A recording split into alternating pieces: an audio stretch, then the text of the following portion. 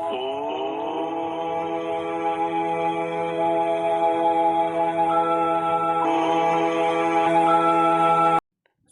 ભગવાન કી જય, સનાતન ધર્મની જય। કે પંચધારા તીર્થ એક આધ્યાત્મિક એટલે પરમ સ્થાને પહોંચવાનું એક આધ્યાત્મિક માર્ગ છે, અને આધ્યાત્મિક એટલે પરમ તત્વને પામવાની એક વિદ્યા પણ છે। અને આધ્યાત્મિક પથના કેટલાક માર્ગો પણ મહાન માર્ગો છે, અને સાધક પોતાના આધ્યાત્મિક પથને પણ કંડારે છે। અને આધ્યાત્મિક ક્ષેત્રના આવા 3 પણ રાજમાર્ગ વિશેષ આપણને પ્રચલિત છે। તો આધ્યાત્મિકના મુખ્ય 3 માર્ગ છે: જ્ઞાન માર્ગ, ભક્તિ માર્ગ અને યોગ માર્ગ। તો સાધક પોતાની પ્રકૃતિ અને પોતાની ઈચ્છા અને પોતાના સંસ્કાર અને પોતાની ગુરુ પરંપરા પ્રમાણે આમાંના કોઈ રાજમાર્ગને અનુરૂપ સાધનપંથની પણ રચના કરે છે। અને કેટલાક સમજુ સાધકો આ 3 રાજમાર્ગોના ઉમદા તત્વને પણ ગ્રહણ કરી અને 3ના સારમાં ભાગરૂપી સ્વીકાર કરે છે, અને પોતાના સમન્વય કરી અને એક માર્ગ બનાવે છે। અને આ આધ્યાત્મિક માર્ગને અપનાવી અને આત્મગઢને પણ સર કરી લે છે। અને આવા આપણા ગંગા સતીમાં આવા એક વિશિષ્ટ સમન્વયકારી સંત છે, ગજાના સાધિકા છે। અને ગંગા સતી કોઈ પણ સંપ્રદાયના તત્વજ્ઞાનથી બંધાયેલા નથી, અને તેમને તો રસ તત્વજ્ઞાનમાં પણ નથી, પણ તત્વમાં રસ છે। અને જે કાંઈ સત્ય છે, જે કાંઈ આધ્યાત્મિક પથમાં સહાયરૂપ બને છે અને પ્રભુ મિલનમાં જે મદદરૂપ કરે છે, તે જ બધું એને સ્વીકાર્ય છે। અને સત્યની ખોજ માટે એની કોઈ પણ સંપ્રદાયકનું અને વાડાનું બંધન પણ કર્યું નથી, અને આ મારા સંપ્રદાયનું નથી એમ કહીને એની કોઈ પણ મૂલ્યવાન સિદ્ધાંતને પણ મૂલ્યવાન સાધનોનો ઇનકાર પણ કર્યો નથી।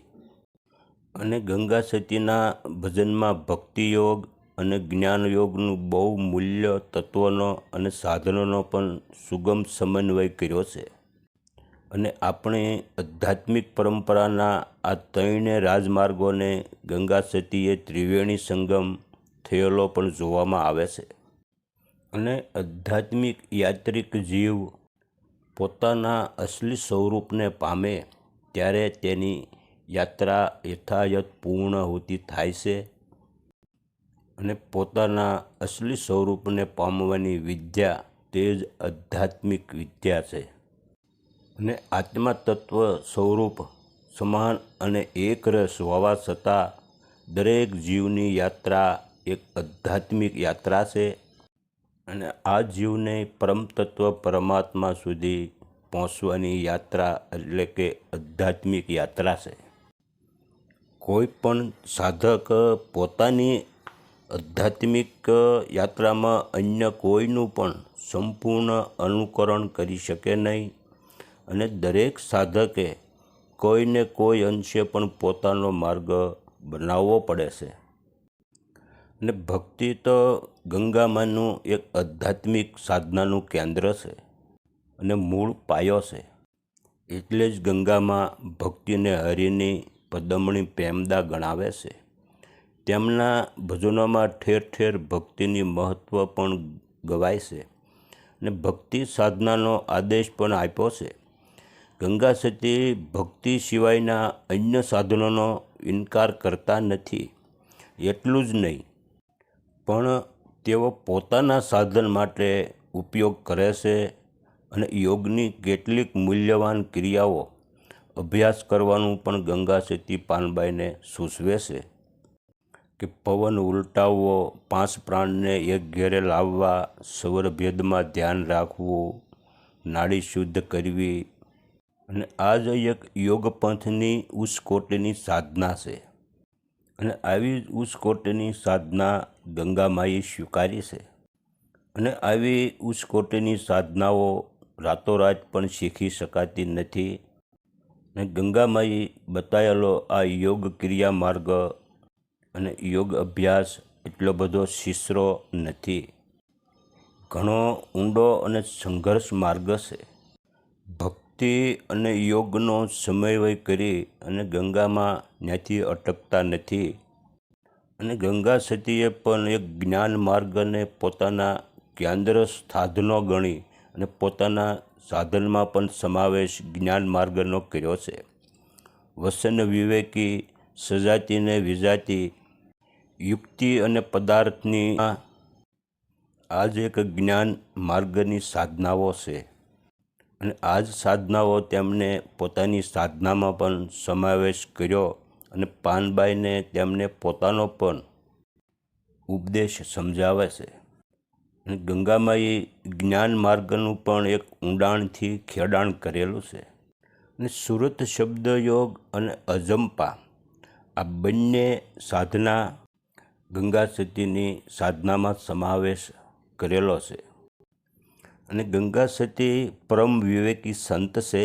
તેમને દરેક પંથની પણ મૂલ્યવાન કેન્દ્ર અને સારરૂપ સાધનાઓની પસંદગી કરી છે. આવી પસંદગી વિવેકી સાધક જ કરી શકે છે. અને ગંગા સતીમાં સાર રૂપનો જે ભાગ ગ્રહણ કરવાનો અને નિસાર ભાગનો પણ ત્યાગ કરવો અને આનો ઊંડો એક વિવેક રાખવો. અને ગંગામાં દરેક પંથની સાધનાઓને પસંદ કરી તેમનો ભિન્ન ભિન્ન પંથની સાધનાઓની મૂળ તત્વ સારરૂપ ભેગું કરી અને એક સુંદર આધ્યાત્મિક પંથની રચના કરી. અને આને જ સમન્વય કહેવાય છે. અને આધ્યાત્મિક દૃષ્ટિએ ગંગા સતી માત્ર સંત પરંપરાના સાધિકા નથી, પણ સંત પરંપરાના એક સમર્થ ગુરુ છે. અને આધ્યાત્મિક સાધક પોતાના જીવનના કેન્દ્રને પામી અને ત્યાં સ્થિર થઈ જાય છે તો તેમનામાં એક પણ પરમ આધ્યાત્મિક વિવેક અનાશાય જ આવી જાય છે. અને આત્મા સર્વ જ્ઞાનનું, સર્વ વિવેકનું અને સર્વ વિદ્યાનું એક સર્વ ભાવનું એક કેન્દ્ર છે. અને સાધકને આ જ કેન્દ્ર સાધ્ય બને છે. અને તેના માટે કશું પણ અસાધ્ય રહેતું નથી. અને કોઈ પણ તત્વ અગમ્ય પણ નથી રહેતું. અને એ જ સાધકને પોતાની બુદ્ધિમાં, વિવેકમાં, સમજમાં એક આત્માનું તેજ પ્રસરે છે. ગંગા સતીમાં ભક્તિયોગ અને જ્ઞાન યોગનો ત્રિવેણી સંગમ તો છે જ. અને ઉપરાંત સંતમતના લાક્ષણિક તત્વો અને સાધનોનો પણ ગંગા સતીમાં પોતાના જીવનમાં સમન્વયમાં પણ સ્થાન આપે છે. ગંગા સતીમાં પોતાની અનુભૂતિ, ગંગા સતીનો પોતાનો વિવેક, ગંગા સતીનું પોતાનું દર્શન અને ગંગા સતીનું પોતાનું આધ્યાત્મિક જ્ઞાન, આમ આ ગંગા સતીમાંનું 5 ધારાનું મિલન છે. માટે આપણે ગંગા સતીના દર્શન અને સાધનનો પંચધારા તીર્થ નામ પણ આપી શકીએ છીએ. આજ એક આધ્યાત્મિક પંથનું કેન્દ્ર ભક્તિ યોગ, જ્ઞાન યોગ અને યોગ માર્ગ. આધ્યાત્મિક પંથ ઉપર ચાલવા માટેના આ 3 સરળ માર્ગ છે. સતગુરુ ભગવાન કી જય, સનાતન ધર્મની જય.